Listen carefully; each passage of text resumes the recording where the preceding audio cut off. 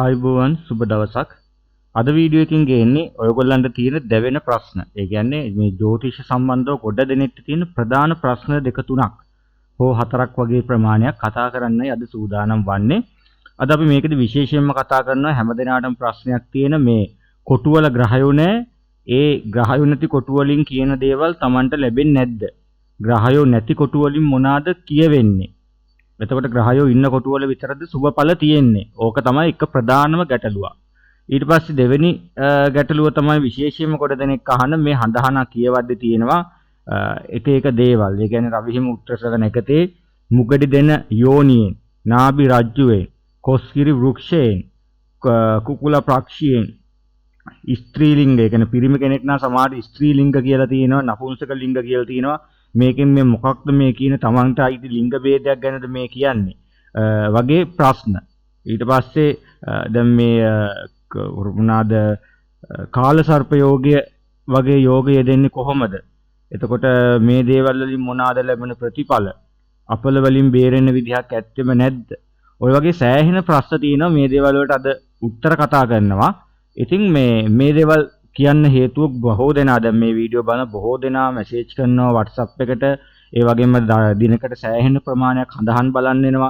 ඒ හඳහන් බලන්න එන අයටත් තියෙන ප්‍රධාන ගැටලු කීපයක් අරගෙන සහ channel එකේ කමෙන්ට් කරන කීප දෙනෙක්ගේ ගැටලු අරගෙන තමයි මම මේ විශේෂයෙන් හැමෝම නිතර අහන ප්‍රශ්න දෙකකට උත්තර දෙන්න අද හදන්නේ. ඉතින් මේ අහන ගොඩක් අය ඒ කියන්නේ කෝල් කළා හඳහන් බලනකොටත් මේ අහන ප්‍රධාන ප්‍රශ්න ටිකට උත්තර දෙන්න අවශ්‍ය නිසා කරන වීඩියෝ එකක් දිග වීඩියෝ එකක් නොවේ.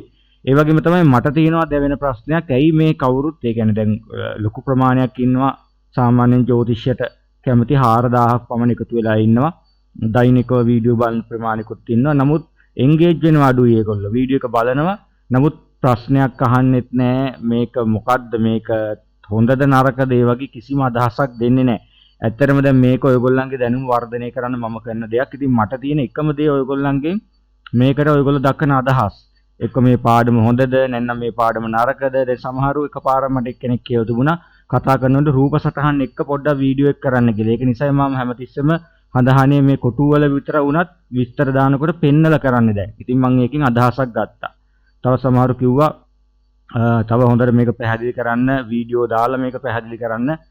පැහැදිලි කරන එක උපරිම කරනකොට තමයි හොඳටම තේරෙන්නේ. ඉතින් ඒ වගේ ගොඩ දෙනෙක්ගේ අදහස් මම ගන්නවා. ඒ වගේම මම පාඩම් කරන්නත් මම වීඩියෝ වලට මේ ප්‍රශ්න කතා කරද්දි එක එක්කෙනාට තියෙන දේවල් මම කතා කරනවා. ඒ වගේම තමයි තවත් තියෙන දෙවෙනි ප්‍රශ්නයක් තමයි දැන් මේ කමෙන්ට් වලින් අහන දේවල් වලට උත්තර දුන්නාම සමහර වෙලාවට ඒ කියන්නේ වරදිනවා. ඇයි එහෙම වරදින්නේ? ඔන්න ඔය කියන කාරණා ටික අපි කතා කරගෙන යමු. මුලින්ම අපි ගමු පළවෙනිම ප්‍රශ්නේ හැමෝම අහන එක. මේ ග්‍රහයෝ සමහර කොටුවල නැහැ. ඒකට මොකද කරන්නේ? ඉතින් මේ දැන් මෙතන ඔයගොල්ලන්ට පේනවා කොටු තියෙනවා 1 2 3 4 5 6 7 8 9 10 11 12. එතකොට රාහු මේ සමා වෙන ප්ලූටෝ නෙප්ටියුන් යුරේනස් කියන තුන් දෙනා මම සාමාන්‍යයෙන් පලාපල කතනෙදි භාවිතා කරන්නේ. ඒ ඇරුණොත් එහෙම අපි දන්නවා අනිවාර්යෙන් 9 දෙනා ඉන්නේ. කොටු 12ක් තියෙනවා. ඉතින් මේ කොටු 12ට එක කොටුවට එක්කිනා ගානේ දාගෙන ගියත් අපි එක කොටුවට එක්කෙනා ගානේ දැම්මත් මේ උපරිම වෙන්න පුළුවන් එක්කෙනෙක් එක කොටුවක ඉන්න එකනේ. වැඩිම කොටු ගානක් පුරවන්න නම්. එහෙම කළත් කොටු දෙකක් නතර වෙනවා. මේ හිස් වෙනවා. ඉතින් කවදාවත් මේ 9 දෙනෙක්ගෙන් කොටු 12ක් පුරවන්න බෑ. ඒ වගේම තමයි කේතු රාහු කියන දෙන්න අනිවාර්යයෙන්ම ඉන්න ඕනේ එක සමානව. ඉතින් ඒ වගේම මේ ගොඩක් ග්‍රහයෝ කලාතුරකින් අයගේ තමයි මේ හැම කොටුවකම හැමෝම තනි තනියෙන් පිහිටන්නේ. එහෙම නැත්නම් දෙන්නෙක් ගොඩක් දුර මේ වෙලාවට මේ රවි බුධ එහෙම එක ළඟින්ම පිහිටනවා. මොකද මේගොල්ලෝ ළඟින්ම ඉන්න ග්‍රහයෝ. සිකුරුත් බොහෝ විට මේ වගේ කොටු වලට එනවා. ග්‍රහයෝ 3 දෙනා එක කොටු වලට එනවා. ඊට පස්සේ මේ සඳුත් කාගේ හරි ඉන්න කොටු වලට බොහෝ දුරට මාරු වෙනවා. ඉතින් එහෙම බැලුවාම 1 2 3 4 5 6 මෙතන කොටු 6ක් හිස්. සමහරුන්ගේ මේ ග්‍රහයෝග කිහිපයක් එකට එකතු වුනහම සෑහෙන කොටු ප්‍රමාණයක් හිස් වෙනවා. ඉතින් ඇත්තටම එහෙම ගැටලුවක් නැහැ. එහෙම කිසිම ගැටලුවක් නැහැ. ජ්‍යොතිෂයේ කිසිම සිද්ධාන්තයක කියලා නැහැ මේ ග්‍රහයේ කොටුවක ග්‍රහයෙක් සිටීමෙන් පමණක්මයි ඒක ප්‍රතිඵල දෙන්නේ කියලා. දැන් මේ ග්‍රහය සමහර වෙලාවට කොටුවල ග්‍රහයෝ ඉන්නවට වඩා කොටුවල ග්‍රහයෝ නැති තරමට හොඳයි. දැන් මේ හතේ එහෙම සමහරට ග්‍රහයෝ ඉඳිහම හරි ප්‍රශ්න. විවාහ දෝෂ. ඉතින් ඊට වඩා හොඳයි ඒකට අයිතිකාරය. දැන් මම ඔයගොල්ලන්ට කලින් කියලා දීලා තියෙනවා. දැන් ලග්නේ ඉඳන් ගණන් කරා යන මකර කුම්භ මීන මේෂ මේ හැම කොටුවටම අයිති ග්‍රහයෙක් ඉන්නවා. එතකොට මේ අයිති ග්‍රහය කොහේ හරි තැනක ඉන්නවා. එතකොට අන්න ඒක මත තමයි ප්‍රධාන වශයෙන්ම තොරතුරු කියන්නේ. දැන් විවාහය ගැන කියනවා නම් විවාහය සම්බන්ධ කොටුවේ ග්‍රහය මොකේද ඉන්නේ? මකර කුම්භ මීන මිතුර කටක මේ දැන් මෙහෙනම් 7 වෙනි අධිපතිය 6 වෙන්නේ. එහෙම නැත්නම් 7 වෙනි අධිපතිය මේ කොහේ හරි ඉඳී. අන්න ඒකෙන් තමයි තොරතුරු කියන්නේ. නැතුව කිසිම බොරු මතයක් හදාගන්න එපා. ග්‍රහය කොටු වල ඉඳියොත් විතරයි සුබඵල දෙන්නේ. නැත්නම් අසුබඵල කියලා. ඒ වගේම තමයි ගොඩ දෙනෙට තියෙන තවත් ප්‍රශ්නයක් සමහරුන්ට ඒ දෙනවා හැමෝටම නෙමෙයි. මේ 4 කේන්දරේ පාළුයි. 4 කේන්දරේ පාළුයි කියන එකේ තේරුම 1 4 7 10 1 4 7 10 ප්‍රධානම ස්ථානවල ග්‍රහයෝ නැහැ. මේක අසුබ පිහිටීමක්ද? මේකෙන් සුබ ඵලයක් එන්නෙම නැද්ද? එහෙම කිසිම ප්‍රශ්නයක් නැහැ. මා තව සුබ ඵල දෙන හොඳ තැන් තියෙනවා. මේ ත්‍රිකෝණ ස්ථාන සුබ ඵල දෙනවා. අනිත් මේ ධන ස්ථානවල දෙනවා. 1 4 7 10 තියෙන එක ශ්‍රමණ යෝගයක්ම නෙමෙයි. සමහරු කියනවා මහාන වෙන්න හොඳයි. එහෙම එකක් නැහැ. මහාන වුණත් හොඳම තැන් වල ඉන්න අය ඉන්නවා. ඒ වගේම මේ 1 4 7 10 ඉස්සලා හොඳ ස්ථානවල ඉන්න අය ඉන්නවා. අනිත් ග්‍රහයෝ බලවත් හොඳ ග්‍රහ සංයෝගات එක්ක ඉඳියාම. ඉතින් ඒ නිසා ඒකත් බොරු මතයක්. එහෙම ප්‍රශ්නයක් නැහැ. මේ දෙක ගැනම එහෙම අවබෝධයක් තියාගන්න. ඊළඟ කාරණේ තමයි ගොඩ දෙනට තව තියෙන ගැටලුවක්. දැන් හඳහන කියෝගෙන නැද්ද කොලයක්නේ දෙන්නේ දල කේන්දරේනේ. ඉතින් මේකේ බලාගෙන යනකොට තියෙනවා මොකද්ද මේ මිතුන ත්‍රිශාංශකයේ නාභි රජ්ජුවෙන් කොස්කිරි වෘක්ෂයෙන් කුක්කුට පාක්ෂියේ මොකද්ද මේ තියෙන විස්තරේ මේ තමන් ගැන තියෙන මොන විස්තරයක්ද මේකෙන් සමහර වෙලාවට දැන් පිරිමි කෙනෙක් නම් තියෙනවා පුරුෂ ලිංග ස්ත්‍රී ලිංග නපුංසක ලිංග ගෑනු අයගෙත් තියෙන පුරුෂ ලිංග වෙලා තියෙනවා සමහර නපුංසක ලිංග දැන් සමහරට හිතා ගන්න බෑ මොකද්ද මේ තමාට උප්පත්තිය වෙන ලිංග ભેදයක් ගැනද මේ කියන්නේ එතකොට මේ කවුද මේ කුකුලෙක් කියනවා එහෙම අමුතු දේවල් තියෙනවා. තව ඊට පස්සේ මේ රාක්ෂ ගණේ කියනවා, මනුෂ්‍ය ගණේ කියනවා, දේව ගණේ අය කියනවා. මොකද්ද මේ කියන එක ගොඩක් අයට තියෙන ප්‍රශ්නයක්. ඇත්තටම මේක කිසිසේත්ම ඔයගොල්ලෝ අදාළ කරගන්න එපා. මේක සමහර වෙලාවට මේ පංචපක්ෂි ක්‍රමයේ සහ බොහෝ දේවල් නැකත් හදනකොට පාවිච්චි කරනවා. මේ නැකතක බෙදීමක්නේ. නැකත් 27ටම එක නැකතකට මේ එක වෘක්ෂයක්. ඒ වගේ මේක chart එකකට තමයි වෙන් කරලා තියෙන්නේ. එක එකනාට එක එක විදිහට පක්ෂීන් බෙදෙනවා, වෘක්ෂ බෙදෙනවා, කිරිහර වෘක්ෂ බෙදෙනවා.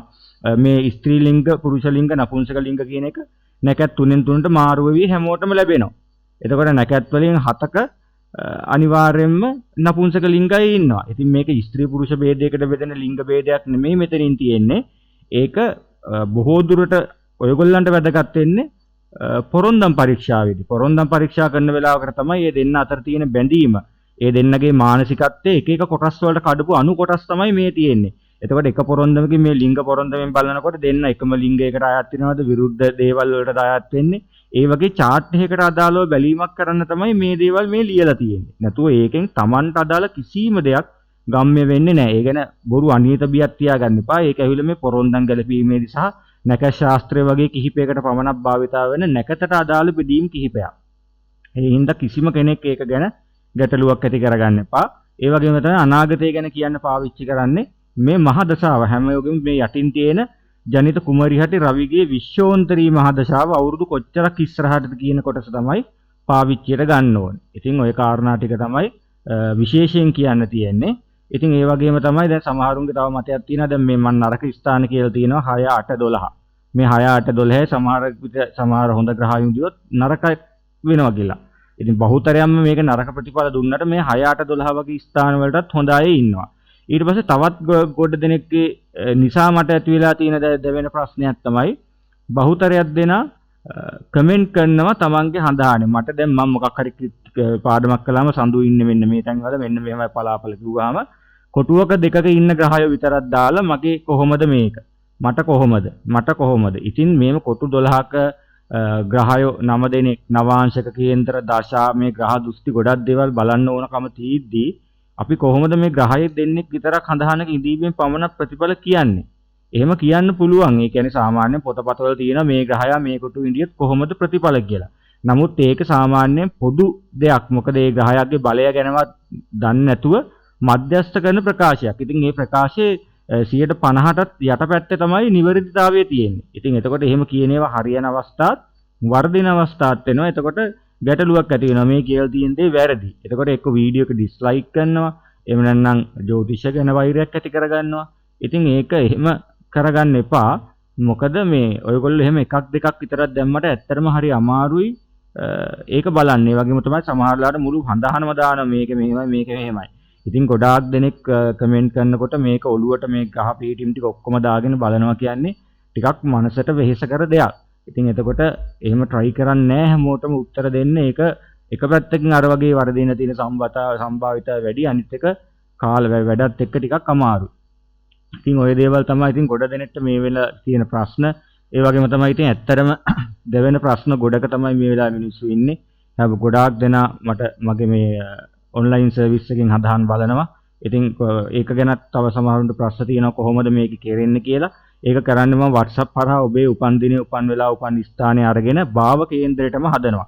ගොඩ දෙනෙක් අහලා දුන්න මොකද්ද මේ දල කේන්දරය සහ භාව කේන්දරය කියන්නේ? මම ඒක ගැනත් දැන් මේ වීඩියෝ එකේදීම කියන්නම්. මම කරන්නේ මගේ සර්විස් එකේදී වෙලාව උපන් දිනේ උපන් ස්ථානය අරගෙන භාව කේන්දරය සහ සියුම් විද්‍යාත්මක කේන්දර හදාගෙන අනාගත කාලය කොහොමද, පවතින කාලය කොහොමද, ඔබට ලබන්න තියෙන හොඳ දේවල් මොනවාද, නරක දේවල් මොනවාද, නරක දේවල් තියෙනවා නම් මේවා වළක්ව ගන්න කොහොමද, ඔබ අනාගතයේ යම්කිසි වෘත්තියකට යන්න සුදුසු යන්න හිතන් ඉන්නවා නම් ඒක ඔබට සුදුසුද, මේ වගේ සමස්ත ජීවන තත්ත්වය පිළිබඳ විනාඩි 30ක විනාඩි 15ක අතර පලාපල කතනයක් ඔඩියෝ රෙකෝඩ්ඩයක් විදිහට ඔයගොල්ලන්ට එවන එක තමයි කරන්නේ. එතකොට ඒකේ මුදල් ගනුදෙනු කරන්නේ බැංකු හරහා.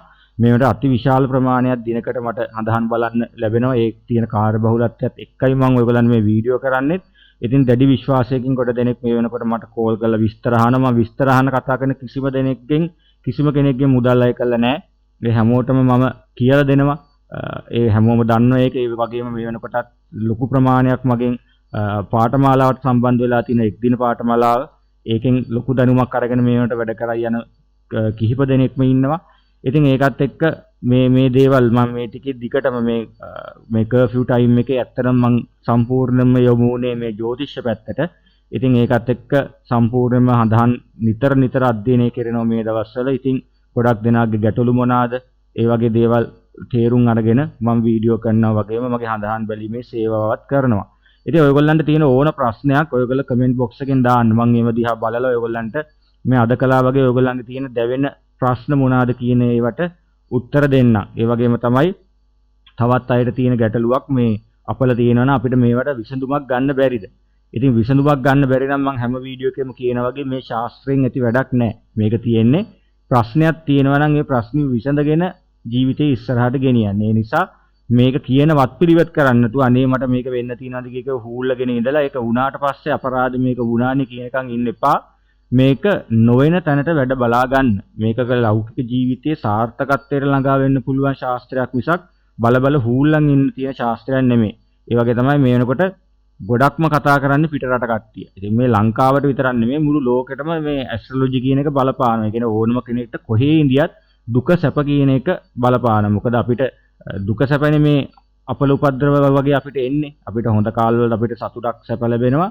නරක කාලවල දුක ලැබෙනවා. ඉතින් කොයි රටේ කොයි ප්‍රදේශවල කොහොම ඉඳියා මිනිසුන්ට ආර්ථිකයේ අසනීප මොනාම හරි දෙයකින් දුක සැප කියන දේ අඩු වැඩි වෙවි එනවා. ඉතින් ඒ නිසා ඒක ඉතින් හැමෝටම පොදු ධර්මතාවයක්. කවුරුත් නැහැ සර්ව සම්පූර්ණ හොඳ මිනිස්සු. සර්ව සම්පූර්ණම ඒ කියන්නේ අපි කෙනෙක් හිතන වෙන්න පුළුවන් මෙයා ඇති වෙන්නේ සල්ලි තියාගෙන ගොඩාක් සතුටින් ඉන්නවා. නමුත් එයාගේ අභ්‍යන්තරෙත් එයා නොදන්න ප්‍රශ්න ගොඩකින් පීඩා විඳිනවා. ඉතින් සමහරලාට ගොඩක් දුප්පත් වගේ හිතන මිනිස්සු පොඩි ගෙදරක පොඩියට කාලා බීලා බොහොම සතුටින් ඉන්නවා. ඉතින් මේ සතුට කියන එක සාපේක්ෂයි. රටක ඉන්දියා කියලාවත් මේක එන්නේ නැහැ. මම ඉස්සරහට වීඩියෝ එකක් කරනවා මේ පිටරට ඉන්න අයට ඇත්තටම අපල නැද්ද? මොනවාද මේගොල්ලන්ට වැඩිපුර ලබන අපල වගේ විදේශ රටවල ඉන්න අයව ටාගට් කරලා වීඩියෝ කිහිපයක් කරන්නත් බලාපොරොත්තු වෙමින් ඉන්නවා. ඉතින් නැවත වතාවක් කියන්න තියෙන්නේ සහභාගීත්වය තව උපරිම දෙන්න. මොකද ඒක තියෙන ලොකුම සතුට ශක්තිය ඒක. ඔයගොල්ලෝ කමෙන්ට් එකක් දාලා ලයික් එකක් දාලා මේක ෂෙයා කරලා ඒ දක්වන සහයෝගය අනුව තමයි අලුතෙන් වීඩියෝ කරන්න මොරාල් එකක් හැදෙන්නේ. ඉතින් ඒ නිසා මේ නිකම් පොඩ්ඩක් ටයිප් කළා කියලා ඔයගොල්ලන්ගේ අතින් රුපියලක්වත් වියදම් වෙන්නේ නැහැ. ඒක කරන්න. ඒක තමයි තියෙන එකම සතුට. ඉතින් එහෙනම් අදට මේ පොඩි වීඩියෝ එක නතර කරන්නම්. ඔයගොල්ලන්ට තියෙන හැම ප්‍රශ්නයක්ම හැම අදහසක්ම මේ channel එක ගැන තියෙන හැම දෙයක්ම පහලින් කමෙන්ට් කරයි කියන දැඩි විශ්වාසයෙන් අදට වීඩියෝ එක නවත්තන්නම්. තවත් මේ වගේ දැනුම බෙදෙන වීඩියෝ එකකදී අපි හමු වෙමු. එහෙනම් ඔබ සියලු දෙනාටම ආයුබෝවන්.